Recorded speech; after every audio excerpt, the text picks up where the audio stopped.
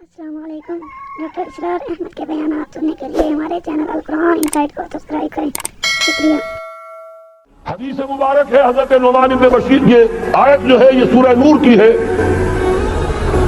وعد اللہ الذین آمنوا منکم وعملوا الصالحات، مسلمانوں تم میں سے جو لوگ ایمان اور عمل صالح کا حق ادا کر دیں گے، دعا کیجئے اللہم ربنا اجعلنا منہم، اللہ ہمیں اس کی توفیق دے، اللہم وفقنا لہذا، اللہ ہمیں اس کی توفیق عطا فرما۔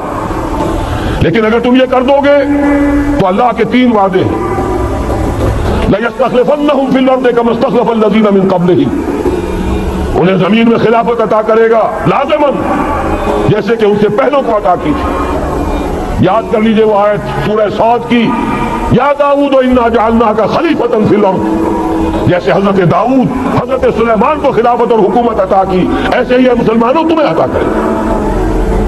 وَلَيُمَكِّنَنَّ لَهُمْ دِينَهُمُ الَّذِي ارْتَضَىٰ لَهُمْ، اور ان کا وہ دین اسلام جو اللہ نے ان کے لیے پسند کر لیا ہے اسے تمکن غلبہ عطا کرے گا۔ وَلَيُبَدِّلَنَّهُمْ مِن بَعْدِ خَوْفِهِمْ أَمْنًا، اور وہ بدل دے گا خوف کی حالت کو امن کی حالت سے۔ یہ تین وعدے اصل میں ایک ہی ہیں۔ مسلمانوں کو خلافت عطا ہو جائے، ظاہر بات ہے دین کا غلبہ ہوگا، دین کا غلبہ ہو گیا، مسلمانوں کی حکومت ہو گئی، مسلمانوں کے لیے کوئی اندیشہ نہیں، خوف نہیں۔ اب نوٹ کیجئے تاریخی اعتبار سے جو اب وہ خیر کی بات چلنی شروع ہوئی، یہ آیت نازل ہوئی ہے سن 5 کے اواخر میں یا سن 6 کے شروع میں۔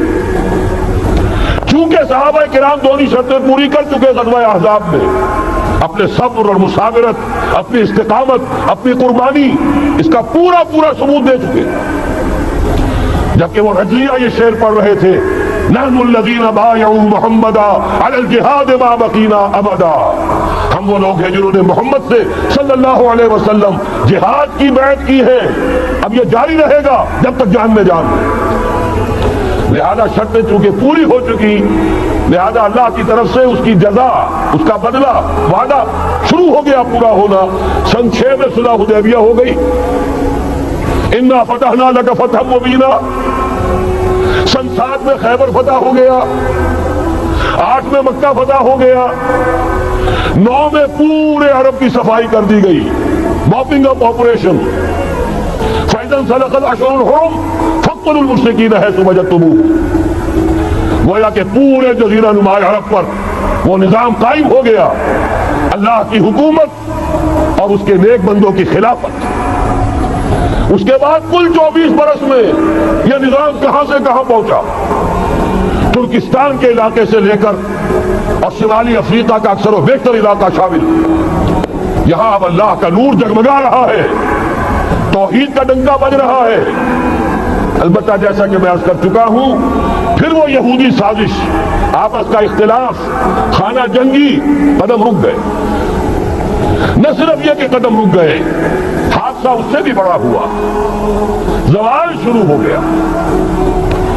یہ جو اس کے بعد سے آج تک ہماری تاریخ ہے 1400 برس کی، اس کے لیے ایک حدیث ہے جو اس کتاب کے 4 صفحے پر درج ہے، یہ اگر آپ کو نہیں بھی ملا ہے تو جاتے ہوئے لیتے جائیے گا، یہ ہمارا ہدیہ ہے، اس لیے کہ جو مایوس کن حالات ہیں جن سے ہم دوچار ہیں، ان میں ہمارا حال یہ ہے کہ سمجھنے دے مجھے اے نا امیدی کیا قیامت ہے، کہ دامان خیال یار چھوٹا جائے مجھ سے، امید کا دامن ہاتھ سے چھوٹ جاتا، کیسے حالات سیدھے ہو جائیں گے، کیسے خلافت آ جائے گی۔ جیسے قرآن مجید میں تو تذکرہ ہے، جب پہلی مرتبہ یروشلم کو برباد کیا ہے نبوکدنضر نے، حضرت عزیر جب آئے ہیں وہاں دیکھا شہر کو کوئی متنفس نہیں، کوئی 2 اینچ سلامت نہیں، ان کی زبان سے الفاظ نکل گئے، انا یحیی ھذہ اللہ بعد موتہا، یہ بستی جو ایسے ویران ہو گئی اللہ اسے کیسے دوبارہ زندہ کرے گا۔ سورہ بقرہ میں واقعہ مذکور ہے، میں صرف حوالہ دے رہا ہوں۔ آج وہی حال ہمیں نظر آ رہا ہے، دنیا میں خلافت کیسے آ جائے گی؟ یہاں تو ڈنکا بج رہا ہے امریکہ کا، یہاں تو طاقت وہ ہے، اسرائیل کا خنجر جو ہے عالم عرب میں گھما ہوا ہے، اور غیر عرب مسلم ورلڈ میں بھارت کا خنجر، اور دونوں خنجر کا نشان ہے۔ کبھی نقشہ دیکھا ہو، اسرائیل تو واقعتاً خنجر کے مانند تھا، جب تک یہ ویسٹ بینک شامل نہیں ہوا تھا اس کی شکل بالکل خنجر کی، اوپر دستہ اور نیچے وہ پھل، عالم عرب کے سینے میں پیوست۔ یہی بھارت کا حال ہے۔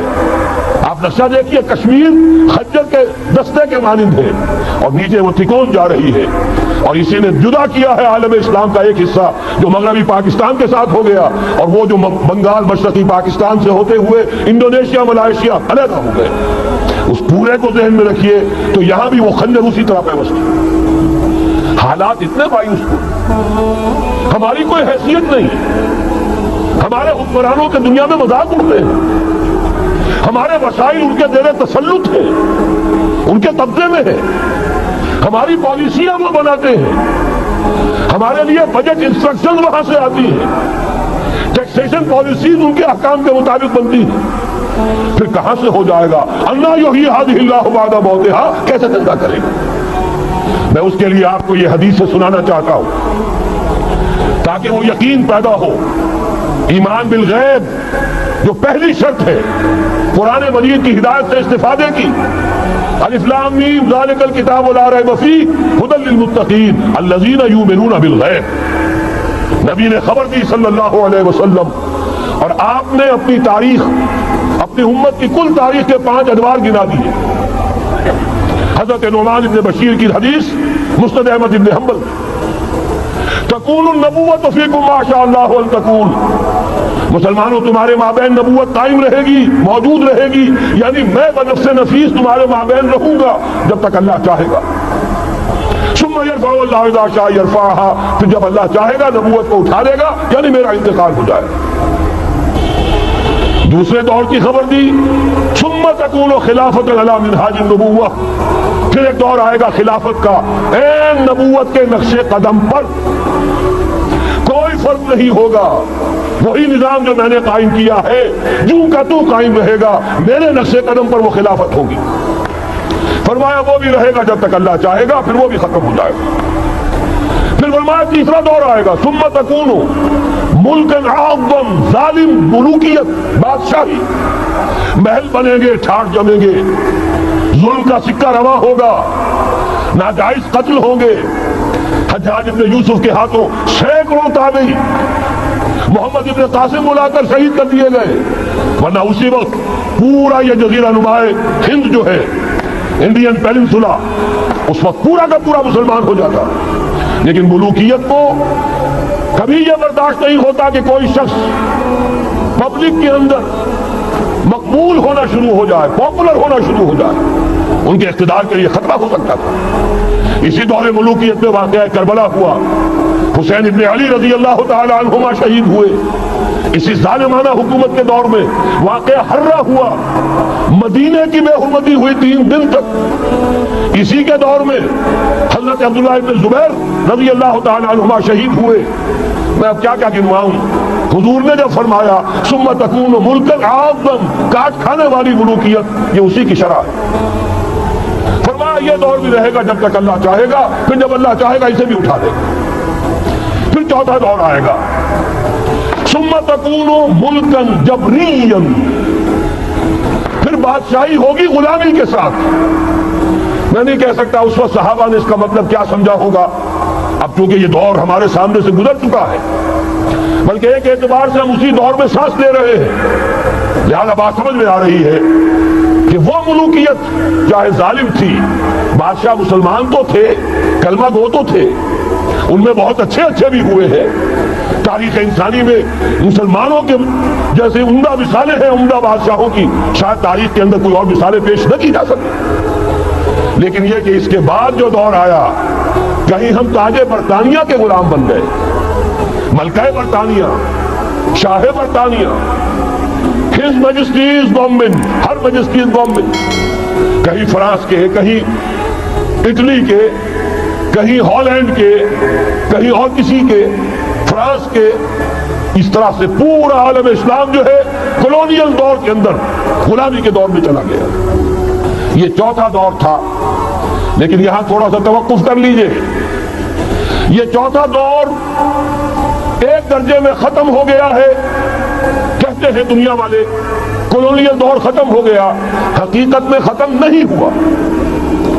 براہ راست حکمرانی ختم ہوئی ہے، انڈائریکٹ رول جاری ہے، ریموٹ کنٹرول کے ذریعے سے وہی حکومت کر رہے ہیں، بٹن وہی سے دبتے ہیں، ہم جا کر جھولیاں انہی کے سامنے پسارتے ہیں، انہی سے کبھی سرمایہ کاری کی بھیک مانگتے ہیں، کبھی قرضوں کی بھیک مانگتے ہیں، ان کے چشم و ابرو کے اشاروں کے منتظر رہتے ہیں، ہماری جنگ اور صلح ان کے تابع ہے، ہمارے تمام وسائل ان کے تسلط میں ہیں۔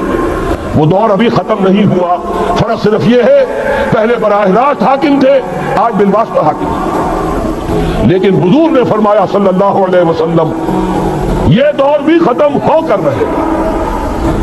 یوں سمجھیے جیسے کراچی میں لانڈی کورنگی میں کئی نمبر آتے ہیں بسوں میں، Karachi Landhi number 1، Landhi number 2، Landhi number 3، پھر کہیں 3.5 بھی ہوتا ہے۔ آج ہم بیچ میں کھڑے ہیں اس چوتھے دور کے کہ حضور کے قول کے مطابق ملکن جبرین، یا دور ابھی جاری ہے، نصف ختم ہو گیا ہے، نصف ابھی باقی۔ لیکن ایک بات تو بڑی تلخ ہے، ابھی بقیہ نصف میں بڑی قیامتیں گزرنے والی ہیں، اسی بقیہ نصف میں وہ معرکہ پیش آنے والا ہے، اسی میں وہ ملاحم ہوں گے، اسی میں وہ الملحمۃ العظمیٰ ہوگی، اسی میں دجال اکبر کا ظہور ہوگا، اس میں ہمارے اوپر تکالیف اور مصائب ابھی اور اس کے سائے گہرے ہوں گے، اور کچھ روز فضاؤں سے لہو برسے گا، اور غمناک کے تاریک اندھیرے ہوں گے، لیکن اس کے بعد فرمان نبوت پوری شان کے ساتھ ظاہر ہوگا۔ ثم تکون خلافۃ علی منہاج النبوہ، پھر دور آئے گا خلافت علی منہاج النبوہ کا، دوبارہ وہی دور، بین ہی وہ نظام جو محمد رسول اللہ نے قائم فرمایا صلی اللہ علیہ وسلم، دنیا میں دوبارہ قائم ہو کر۔ میرے کئی دوستوں نے کہا ہو کر رہے گا، میں یقین کے ساتھ کہتا ہوں ہو کر رہے گا، صرف یہ کہ ہم یہ نہیں کہہ سکتے ابھی اس میں کتنی دیر ہے۔ جیسے قرآن مجید میں کئی جگہ حضور سے کہلوایا گیا، نبی کہہ دیجئے ان ادری اقریب ام بعید ما توعدون، لوگوں جو وعدہ تم سے کیا جا رہا ہے یہ تو میں نہیں کہہ سکتا وہ جلدی پورا ہوگا یا دیر میں، ہوگا ضرور پورا۔ ان اللہ لا یخلف المیعاد، اللہ تعالیٰ اپنے وعدے کی خلاف ورزی نہیں کرتا۔ تو محمد رسول اللہ صلی اللہ علیہ وسلم کی دی ہوئی نوید، دوبارہ خلافت علی منہاج النبوہ کا نظام قائم ہوگا، اور اس میں عبداللہ نور علی نور، دو حدیثیں اسی کتابچے میں شامل ہیں، پھر عرض کر رہا ہوں یہ آپ کو مل جائے گا اگر نہیں ہے اس وقت، اور میں چاہتا ہوں آپ ان کے متن یاد کریں، ان حدیثوں کے مبلغ بن جائیں، ان آیات کو حفظ جان بنائیں، تاکہ مایوسی کا مداوع ہو سکے، ہمتیں جو پست ہو رہی ہیں ان میں دوبارہ عزم جمع پیدا ہو سکے۔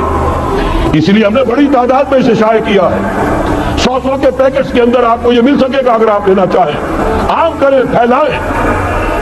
پہلی حدیث ہے مسلم شریف کی، صحیحین میں سے ایک، سند کے اعتبار سے بلند ترین درجہ، حضرت ثوبان اس کے راوی ہے رضی اللہ تعالیٰ عنہ، بڑے پیارے الفاظ ہیں محمد الرسول اللہ صلی اللہ علیہ وسلم کے، فرماتے ہیں ان اللہ زوالی الارض، اللہ نے میرے لیے پوری زمین کو سکیڑ دیا، لپیٹ دیا، فرائض و مشارقہا و مغاربہا، میں نے اس کے سارے مشرق دیکھ لیے، سارے مغرب دیکھ لیے، وَإِنَّ أُمَّتِي سَيَبْلُغُ مُلْكُهَا مَا زُوِيَ لِي مِنْهَا، اور یقین رکھو میری امت کی حکومت ان تمام علاقوں پر قائم ہو کر رہے گی جو مجھے اس طرح زمین کو سکیڑ کر اور لپیٹ کر دکھا دیے گئے۔ اب جس شخص کو بھی محمد کی رسالت پر ایمان ہے صلی اللہ علیہ وسلم، اسے کوئی شک نہیں ہو سکتا۔ دوسری روایت حضرت مقداد سے، یہ مسند احمد ابن حنبل کی روایت، حضرت مقداد رضی اللہ تعالیٰ عنہ فرماتے ہیں حضور نے ارشاد فرمایا لا يبقى على ظهر الارض بیت مدر ولا وبر الا ادخلہ اللہ کلمۃ الاسلام، اس روئے ارضی پر کوئی گھر نہیں بچے گا، نہ اینٹ گارے کا بنا ہوا نہ کمروں کا بنا ہوا خیمہ رہے گا جس میں اللہ تعالیٰ کلمہ اسلام کو داخل نہ کر، کل روئے ارضی پر ہر گھر میں اسلام داخل ہوگا۔ لیکن اس میں بڑی اہم بات ہے، ہمارے بعض دانشور آج جو گمراہیاں پھیلا رہے ہیں اس کا توڑ اس حدیث میں ہے اور ہمیں صدمہ ہے۔ علامہ اقبال کا فرزند اور وہ اس مغالطوں کو عام کر رہا ہے۔ اور بھی چھٹ بھئیے دانشور تھے، ان کی بات کی کوئی اہمیت نہیں تھی، لیکن اب وہی بات کہی ہے ڈاکٹر جاوید اقبال نے۔ اس حدیث میں اس کا توڑ ہے۔ اسلام کا غلبہ ہوگا تو کیسے ہوگا؟ بعز عزیز و ذل ذلیل، یا تو کسی عزت والے کے اعزاز کے ساتھ ہوگا اور یا کسی کمزور کی مغلوبیت کی بنیاد پر ہوگا۔ اما یعزہم اللہ، یا تو اللہ گھر والوں کو، خیمے والوں کو اعزاز عطا فرمائے گا، فیکونون من اہلہا، وہ اسلام ہی کے کلمے کو قبول کر لیں گے، وَإِمَّا يُذِلُّهُمْ، یا اللہ انہیں مغلوب کر دے گا، فَيَدِينُونَ لَهَا، اور ان کے لیے لازم ہوگا کہ وہ اسلام کی تابعداری اختیار کریں۔ یہی دو راستے ہیں، یہی سورہ توبہ میں بتایا گیا تھا۔ ان یہودیوں سے، ان نصارہ سے مسلمانوں جنگ جاری رکھو، حتیٰ یؤتوا الجزیۃ عن ید وہم صاغرون، یہاں تک کہ اپنے ہاتھ سے جزیہ پیش کریں، چھوٹے بنے، اسلام کی بالادستی کو قبول کریں۔ میثاق مدینہ یہ تو اصل میں جد و جہد کے دوران کا ایک مرحلہ ہے۔ دوران میں تو کبھی صورتحال بدلتی ہے، تدبیریں ہوتی ہیں، صلح بھی ہوتی ہے، جنگ بھی ہوتی ہے۔ آخری فیصلہ قرآن کا کیا ہے؟ مسلمان اور غیر مسلم مل کر ایک امت نہیں بن سکتے، ایک ملت نہیں بن سکتے۔ اسی بنیاد پر پاکستان بنایا۔ دو قومی نظریے کا سب سے بڑا پرچارک علامہ اقبال، وطنی قومیت کی نفی کرنے والا شدید ترین الفاظ میں علامہ اقبال، اور اس کے فرزند جو ہے وہ ایک قوم ہونے کا تصور دے رہے ہیں مسلمانوں اور غیر مسلموں کو۔ یہاں تو ایک ہی راستہ ہے۔ صحابہ کرام کی فوجیں جب نکلی، جہاں گئی، تین آلٹرنیٹیوز: ایمان لے آؤ، ہمارے برابر کے ہوگے، بھائی ہوگے، جان مال عزت آبرو املاک جائیداد ہر چیز جیسی ہے ویسی رہے گی، ہمارے کندھے سے کندھا لگا کر کھڑے ہوگے۔ یہ نہیں تو چھوٹے بنو، اسلام کی بالادستی قبول کرو، جزیہ دینا منظور کرو، اور یہ بھی نہیں تو صرف ایک تھرڈ آپشن ہے، آؤ میدان میں، تلوار ہمارے اور تمہارے درمیان فیصلہ کرے گی۔ یہ ہے تاریخ۔ آخری بات جو کہی گئی سورہ توبہ میں وہ تو یہ ہے۔ میثاق مدینہ تو ایک درمیان کی ایک تدبیر ہے، معاہدات ہوتے ہیں۔ معاہدات تو مشرکین عرب سے ہوئے، جس کی کامل تنسیخ کی، براءۃ من اللہ ورسولہ الی الذین عاہدتم من المشرکین۔ سارے معاہدات آج ختم کیے جا رہے ہیں، اعلان عام کیا جا رہا ہے، کوئی معاہدہ نہیں ہے۔ باطل تو ہی پسند ہے، حق لا شریک ہے، شرکت میں آنا ہے حق و باطل نظر قبول۔ علامہ اقبال تو یہ کہہ رہے ہیں۔ ہمارا ذہن میں رکھیے، حضرت مقداد کی اس حدیث نے بہت بڑا عقدہ حل کیا ہے۔ اسی لیے جب حضور سے یہ الفاظ سنے حضرت مقداد نے تو کہتے فقلت، میں نے اپنے دل میں یہ کہا، وَيَكُونَ الدِّينُ كُلُّهُ لِلَّهِ، یہ جو سورہ انفال میں الفاظ آئے ہیں، دین پورا کا پورا اللہ کے لیے ہو جائے گا، یہ تبھی ہوگا جبکہ کل روئے عرضی پر کوئی گھر نہ بچے، کوئی خیمہ نہ رہے جو یا تو اس کے گھر والے اور خیمے والے اسلام لے آئے یا اسلام کی تابعداری قبول کر دیں، تب کے لیے تیار ہو، تب ہوگا۔ اسی کو اقبال نے کہا تھا جواب شکوہ میں، وقت فرصت ہے کہاں، کام ابھی باقی ہے، نور توحید کا اتمام ابھی باقی۔ لیکن یہ جو حدیث میں نے آپ کو سنائی ہے، علامہ اقبال نے در حقیقت انہی کا نقشہ کھینچا ہے۔ آسماں ہوگا سحر کے نور سے آئینہ پوش، اور ظلمت رات کی سیما پا ہو جائے گی، پھر دلوں کو یاد آ جائے گا پیغام سجود، پھر جبھی خاک حرم سے آشنا ہو جائے گی۔ آنکھ جو کچھ دیکھتی ہے لب پہ آ سکتا نہیں، بہوے حیرت ہوں کہ دنیا کیا سے کیا ہو جائے گی۔ شب گریزہ ہوگی آخر جلوہ خورشید سے، یہ چمن معمور ہوگا نغمہ توحید سے۔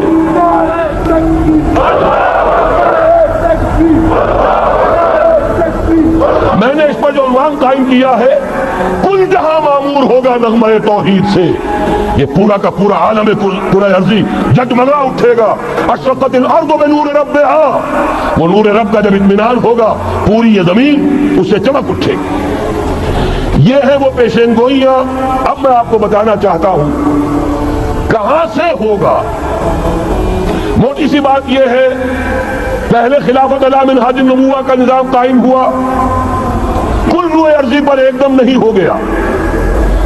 ایک ایک ملک جزیرہ نما عرب محمد رسول اللہ صلی اللہ علیہ وسلم والذین معہ رضی اللہ تعالی عنہم اجمعین، ان کی جد و جہد، ایثار، قربانی، اس کے نتیجے میں جزیرہ نما عرب وہاں یہ نظام قائم ہو گیا۔ پھر پھیلا، پھر توسیع ہوئی، 3 لشکر نکلے تھے، مشرق مغرب شمال۔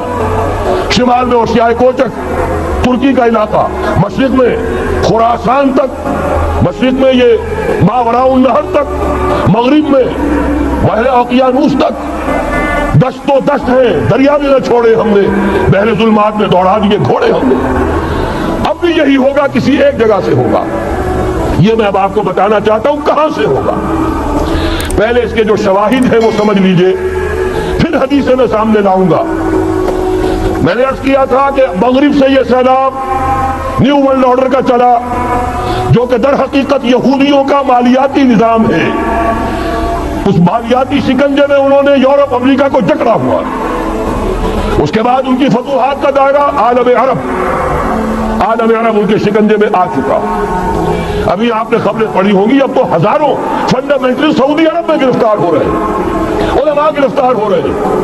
یہ ساری حکومتیں جو امریکہ کے ایجنٹوں پر مشتمل ہیں، در حقیقت یہی سب سے پہلے اپنے ہاں کے جو مسلمان ہیں، جنہیں یہ کہتے ہیں کہ یہ فنڈامنٹلسٹ ہیں، سب سے پہلے تشدد ان کی طرف سے۔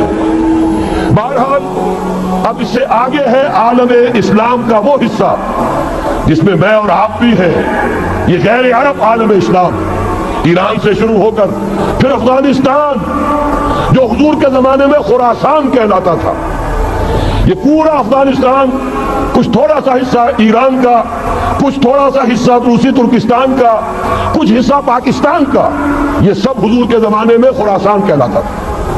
اس کے ضمن میں جان لیجئے اب یہ نیوکلیس بننے والا ہے، یہاں سے خلافت کا آغاز ہو کر رہے گا۔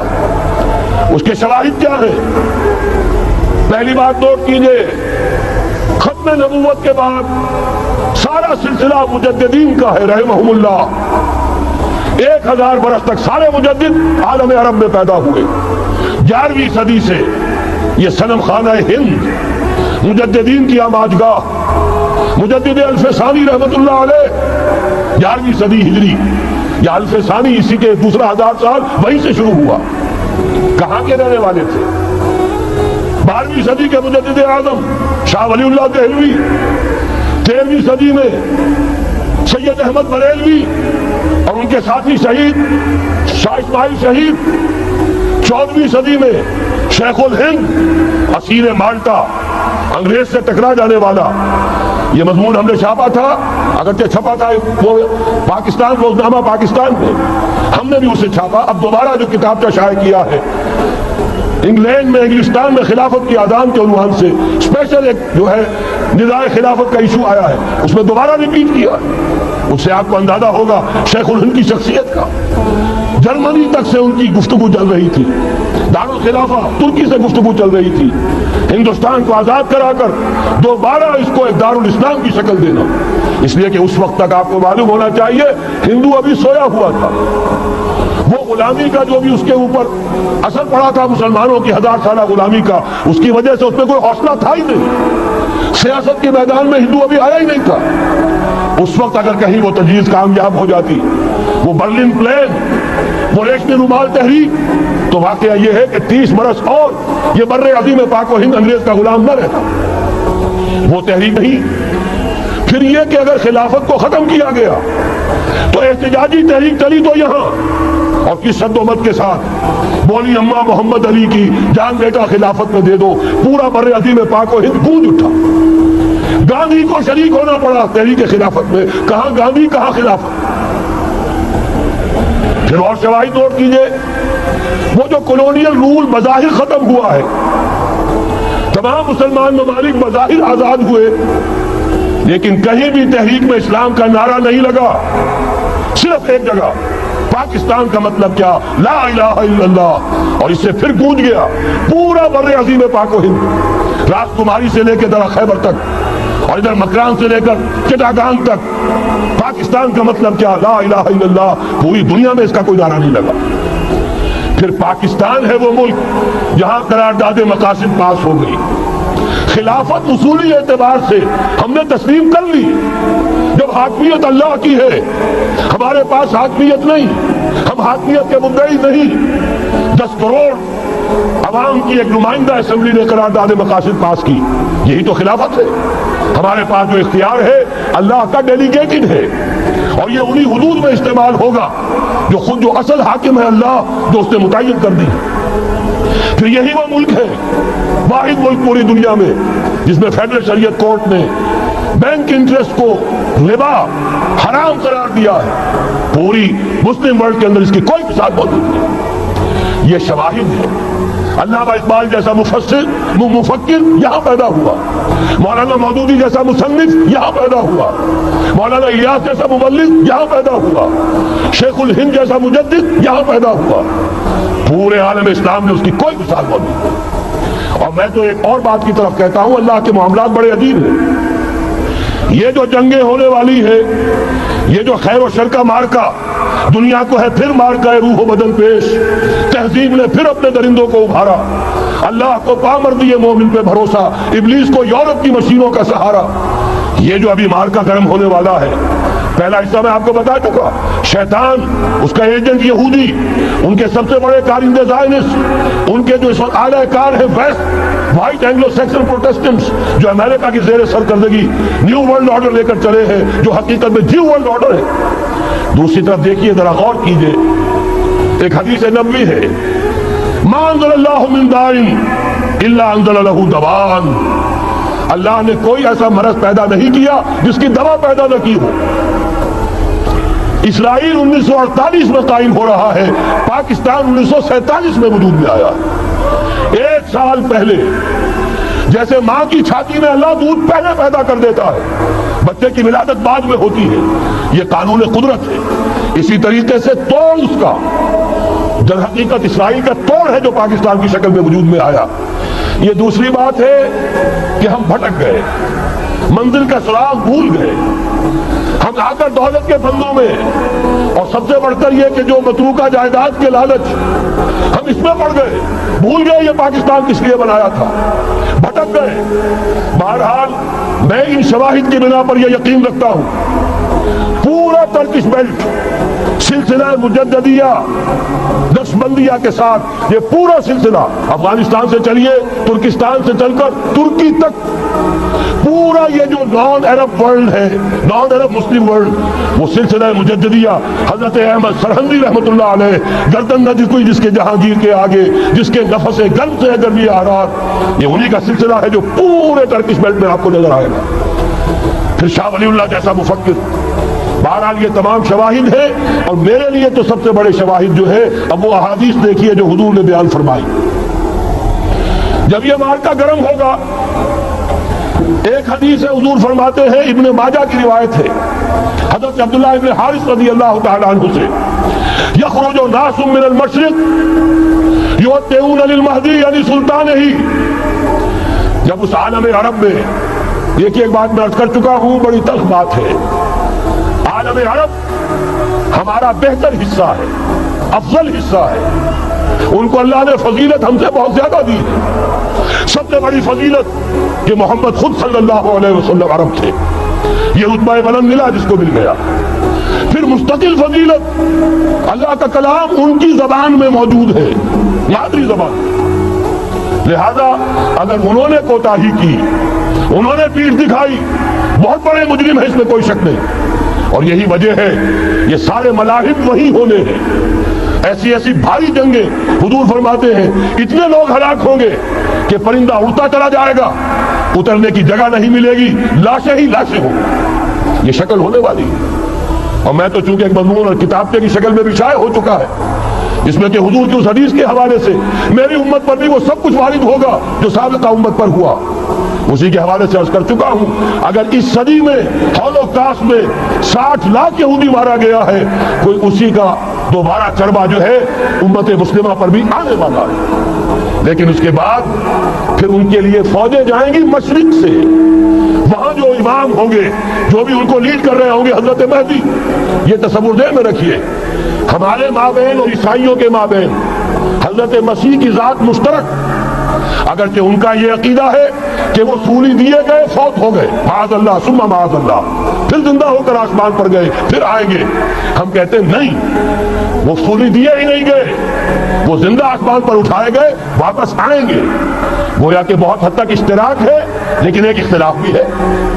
اسی طرح حضرت مہدی کے بارے میں شیعہ اور سنی تصورات میں اتفاق بھی ہے، اختلاف بھی ہے۔ یقیناً امت مسلمہ، امت عرب، مجھے تو اقبال کا وہ شعر یاد آتا ہے، خون اسرائیل آ جاتا ہے آخر جوش میں، توڑ دیتا ہے کوئی موسیٰ طلسم سامری، تو کیا خون اسماعیل جوش میں نہیں آئے گا؟ حضرت اسماعیل کی نسل میں حضور، اور حضور کی صاحبزادی حضرت فاطمہ رضی اللہ تعالی عنہ، حضور نے فرمایا میری اس بیٹی کی نسل میں اللہ تعالیٰ ایک شخص کو اٹھائے گا جو اس وقت مسلمانوں کی قیادت کرے گا۔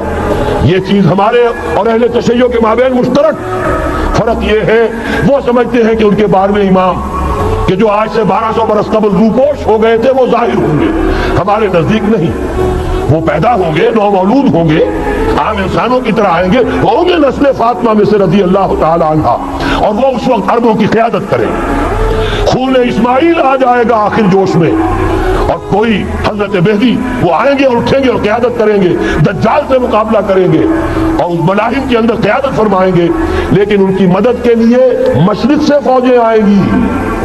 گویا کہ پہلے مشرقی کسی ملک میں یہ نظام قائم ہو چکا ہوگا، کوئی ایسی طاقت وجود میں آ چکی ہوگی کہ جب وہاں بھٹی دہکے گی تو وہاں کے مسلمانوں کی امداد مشرقی ممالک سے جائے گی۔ اور ایک دوسری حدیث میں، یہ تو ترمذی کی روایت ہے، کتب حدیث میں 3 نمبر پر کتاب یہی ہے، صحیح بخاری، صحیح مسلم، پھر یہ جامع ترمذی، اس میں حضرت ابو ہریرہ سے روایت ہے، یخرج من خراسان رایات سود، خراسان میں بتا چکا ہوں حضور کے زمانے کا خراسان، افغانستان، کچھ حصہ پاکستان کا، کچھ روسی ترکستان کی آزاد ریاستیں جو ابھی ہوئی ہیں، تھوڑا سا حصہ ایران کا، یہ خراسان بزرگ، یہ اولڈ گریٹر خراسان، یہاں سے فوجیں چلیں گی، سیاہ علم برآمد ہوں گے اور کوئی طاقت انہیں روک نہ سکے گی، ان کا منہ پھیر نہ سکے گی، یہاں تک کہ وہ ایلیا حضور کے زمانے میں یروشلم کا نام تھا، یہاں تک کہ ایلیا میں جا کر نصب ہو جائے۔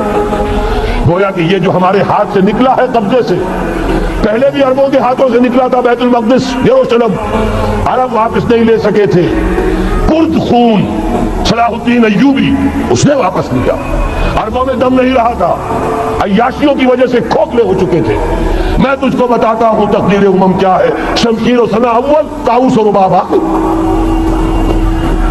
یہی وجہ ہے کہ تقریباً 20 صدی کے بعد ان کی حکومت ختم، آشمارا حق و درخو میں بھارت برزمین برزوال ملک مستعصم امیر المومنین، یہ ہوا کہ نہیں ہوا؟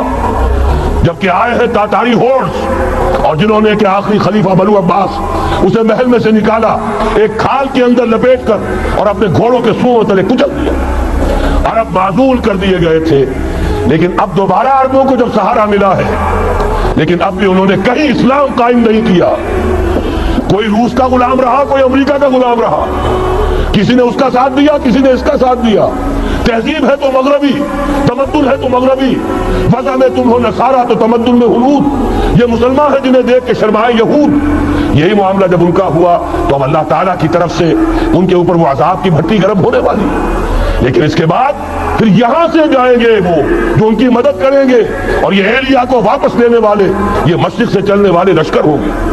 یہ 2 حدیثیں ابھی سن لیجئے، اور تیسری حدیث یہ ہے، حضور نے فرمایا، یہ سنن نسائی کی روایت ہے، قال رسول اللہ صلی اللہ علیہ وسلم عصابتان من امتی احرزهم اللہ من النار، میری امت کے 2 لشکر ایسے ہوں گے جنہیں اللہ نے آگ سے نجات دے دی ہے، پہلے ہی سے ڈکلیئرڈ ہے۔ عصابت تغزو الہند، ایک لشکر کے جو ہند پر حملہ آور ہوگا، وعصابت تکون مع عیسیٰ ابن مریم علیہ السلام، اور دوسرا لشکر وہ ہے جو حضرت عیسیٰ کے ساتھ جا کر اور ان کے ساتھ مل کر یہودیوں کے خلاف جنگ کرے گا۔ میں اس حدیث کا جو مطلب سمجھتا ہوں واللہ عالم، یہ اسی علاقے میں جب انقلاب آ جائے گا، یہ علاقہ خراسان اور پاکستان، جب یہاں نظام خلافت قائم ہوگا، یہاں سے اسلام کی توسیع ہوگی، اور یہاں سے جانب مشرق ہند اور جانب مغرب یہ جو یہودیوں کا سیلاب آ رہا ہے، ان دونوں کا مقابلہ کرنے کے لیے انشاءاللہ العزیز، ورنہ یہ حساب اتان جو ہے ایک حدیث میں جمع کرنے کی کوئی اور حکمت ہو نہیں سکتی، ورنہ تو ہندوستان پہ کئی لشکر آئے ہیں، لیکن یہ کہ در حقیقت اسی وقت جبکہ عالم عرب میں وہ بھٹی دہکے گی، اسی وقت یہاں انقلاب آ چکا ہوگا، ایک طرف یہاں سے مدد کے لیے لشکر جائیں گے کہ جو مسلمان عرب جو ہے ان کی مدد کریں گے، حضرت مہدی کے جھنڈے تلے لڑیں گے، حضرت مہدی کی حکومت کو مستحکم کریں گے، جو اتبعون للمہدی، دوسری طرف وہ ہندوستان کی طرف پیش قدمی کریں گے، اور یہی سے جیسے اس وقت سیلاب نکلا تھا جزیرہ نما عرب سے، ایک داہنی طرف ایک بائیں طرف، ایران، افغانستان، ترکستان، ادھر مصر، لیبیا، الجزائر، مراکش، موریتانیہ، اسی طریقے سے انشاءاللہ اسی علاقے سے اس کا آغاز ہوگا اور بات آگے بڑھے گی۔ تو غرض اصل حاصل کیا ہے؟ یہ ہونا ہے، پچھلے آثار ثابت کر رہے ہیں کہ ہونا ہے، حضور کی احادیث بتا رہی ہے کہ یہی سے ہونا ہے، ہوا صرف یہ ہے ہم بھٹک گئے، ہمیں اپنی منزل یاد نہ رہی۔ میں تو بہرحال ان لوگوں میں سے ہوں جنہوں نے نعرے لگائے تھے پاکستان کا مطلب کیا، لا الہ الا اللہ۔ میں سن 46 میں یہاں حبیبیہ ہال میں قائد اعظم نے مسلم اسٹوڈنٹ فیڈریشن کے جس اجلاس کو خطاب کیا تھا، ضلع حصار سے جو 2 ڈیلیگیٹ آئے تھے ان میں سے ایک میں تھا۔ میں نے بہرحال اس تحریک میں بھی حصہ لیا ہے، ایک ننھے کارکن کی حیثیت سے لیا ہے، پھر حالات کو بدلتے اپنے آنکھوں سے دیکھا ہے، ہم کہاں سے کہاں جا پہنچے ہیں۔ ضرورت صرف اس بات کی ہے کہ آج ہمارا حال یہ ہے، ہماری قیادت، ہماری سیاست ان لوگوں کے ہاتھ میں ہے کہ وہ فریب خوردہ شاہی کے پلاہوں کرگسوں میں، اسے کیا خبر کہ کیا ہے، تب وہ تابع جاویدانہ، ان کی تہذیب مغربی، ان کی ذہنیت مغربی، ان کی وضاقتہ مغربی، ان کا تمدن مغربی، ان کی سوچ مغربی، ان کے سارے اطوار مغربی، لہذا در حقیقت ایک تو یہ کہ ان سے چھٹکارا پانا، اور دوسرے یہ کہ در حقیقت مغرب کی تمام طاقتوں کو للکارنے کے لیے اس قوم کے اندر سے جذبہ ایمان، جذبہ جہاد کو برآمد کرنا، یہ 2 کام ہیں جو کرنے ہیں، اور اگر ہم یہ کر لیں گے، جیسا کہ میں نے آیت آپ کو سنائی تھی، اللہ کا کوئی وعدہ غیر مشروط نہیں، ایمان اور عمل صالح، ایمان اور جہاد، یہ وعدے کرو، پورے کرو گے تو اللہ کا وعدہ بھی پورا ہوگا۔ لیکن ظاہر بات ہے جیسے یہودیوں نے یورپ کو فتح کیا اور آج وہ مغرب یہودیوں ہی کے زیر اثر ہمیں فتح کرنے پر تلا ہوا ہے، آج نوٹ کیجئے جس طرح 3 اطراف سے یہودیوں نے حملہ کیا یورپ پر، میں اس کا تذکرہ کر چکا ہوں، آج ہم پر بھی اسی طرح کا 3 pronged اٹیک ہے۔ نمبر 1، ایٹمی دانت نہ نکلنے پائیں اس قوم کے، رول بیک گرانے کے لیے خاموش ڈپلومیسی، اس کے ہتھ کنڈے، کہیں ان میں طاقت نہ ہو جائے، کہیں یہ چیلنج کرنے کی پوزیشن میں نہ آ جائے، اپنے پاس ایٹمک ہتھیاروں کے انبار ہوں، لیکن کسی مسلمان ملک کے پاس آ گیا تو وہ اسلامک بم بن جائے گا۔ اگر وہ اسرائیل کے پاس ہے کوئی حرج نہیں، لیکن پاکستان کے پاس کسی صورت میں ہتھیار نہیں ہونا چاہیے۔ کمزور رکھو، ہمارے دستے نگر رہے، ہماری ہی مرضی پر، ہمارے چشم ابرو کے اشارے پر حرکت کریں۔ نمبر 2، اباحیت، بے حیائی، عریانی، فحاشی، اس کا سیلاب، اور سب سے بڑھ کر خاندانی نظام کو برباد کرنے کے لیے یہ بہبود آبادی کا پروگرام۔ اور دیکھیے جادو وہ جو سر چڑھ کر بولے، مسلمانوں کے ہاتھوں کرا رہے، قاہرہ میں کانفرنس کرائی ہے ایک مسلمان ملک میں، اور یہ کہ اس کو آرگنائز کرنے والی ایک پاکستانی مسلمان عورت۔ یہ ہے در حقیقت کہ وہ لوگ اگر کرنا بھی چاہتے ہیں تو اس کا الزام بھی براہ راست اپنے اوپر نہیں، بلکہ یہ کہ خود کوئی مسلمان ہو تو یہ کام کرے۔ اب جو سیلاب آئے گا جس کے لیے مدد بھی دی جا رہی ہے، اس سے ہمارے سارے بندے حیا ٹوٹ کر رہ جائیں گے، خاندانی نظام گرم برف ہو کر رہ جائے گا، جو ابھی تک اللہ کا شکر ہے کہ ہمارے ملک کے اندر انٹیکٹ ہے کچھ اوپر کا طبقہ جو بالکل ہی مغربی تہذیب میں رگا گیا ہے، ورنہ ہمارے ہاں خاندان کا نظام ابھی انٹیکٹ ہے۔ لیکن یہ کہ یہ سیلاب بھی بڑی شدت سے آ رہا ہے، یہ چیزیں بیک وقت کیوں ہو رہی ہیں؟ اور تیسرا اور سب سے زیادہ سٹل وار، سب سے زیادہ یوں سمجھیے کہ جو لطیف، جو کہ ایک طرح کا احسان جتایا جا رہا ہے، ڈالروں کی اب یلغار۔ اب یہاں پر امریکی سرمایہ، وہ ڈالر چاہے مشرق سے آئے چاہے مغرب سے آئے، وہ یہودیوں کا اہلکار ہے۔ آپ نے اگر $1 نوٹ کا اگر کبھی نقشہ دیکھا ہو، اس کے اوپر جو سگنیا بنا ہوا ہے، جو نشان ہے، وہ کیا ہے؟ پیرامڈ، احرام مصر۔ یہ کن کے لیے اہمیت رکھتے ہیں؟ ہزارہا یہودیوں کا خون اور ان کی ہڈیاں ان پیرامڈز کے تلے دبی ہوئی۔ جب یہ احرام بنائے گئے تھے، یہ یہودی وہاں غلامی کے دور میں تھے، بیگار ان سے لی جا رہی تھی، بڑے بڑے پتھر جب گرتے تھے تو پسنے والے یہودی ہوتے تھے۔ یہ ان کی اپنی جیسے ہولوکاسٹ، جیسے انہوں نے اس کو اپنا سمبل بنایا ہوا ہے، اسی طریقے سے پیرامڈ، مصر کا پیرامڈ، یہ گویا کہ ان کے اس زوال کا ایک نشان ہے، اور اس پر ایک آنکھ بنی ہوئی ہے، ایک آنکھ، کانے دجال کی آنکھ، وہ دیکھ رہی ہے۔ عجیب ہے یہ سمبل۔ نیچے لکھا ہوا ہے نووس آرڈو سکلورم، اور یہ در حقیقت 1776 جو نیچے لکھا ہوا ہے وہ رومن حروف کے اندر یہ 1776 ہے، جو میں بتا چکا ہوں آرڈر آف ایلومیناٹی وسوپ نے قائم کیا تھا۔ عام دنیا یہ سمجھتی ہے کہ شاید یہ امریکہ کا یوم آزادی ہے، سند آزادی ہے۔ یہ 1 مئی، اس آرڈر آف ایلومیناٹی کی تاسیس 1 مئی کو ہوئی ہے۔ یہ 1 مئی جو منایا جاتا ہے، دھوکہ یہ دیا گیا ہے کہ یہ شکاگو کے جو مزدور ہیں ان کی یادگار ہے۔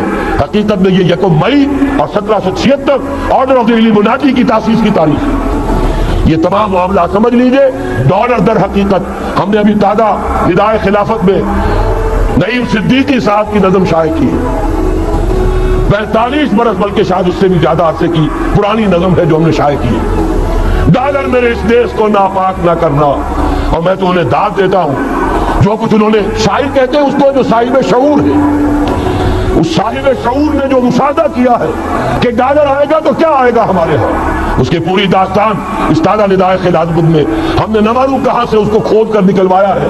ہم ان کا احسان مانتے ہیں کہ انہوں نے اپنی یہ پرانی نظم، اب ان کی جماعت تو سب بھول بھال گئی ان چیزوں کو، اسی لیے وہ اسے تج کر باہر بھی اب آ گئے۔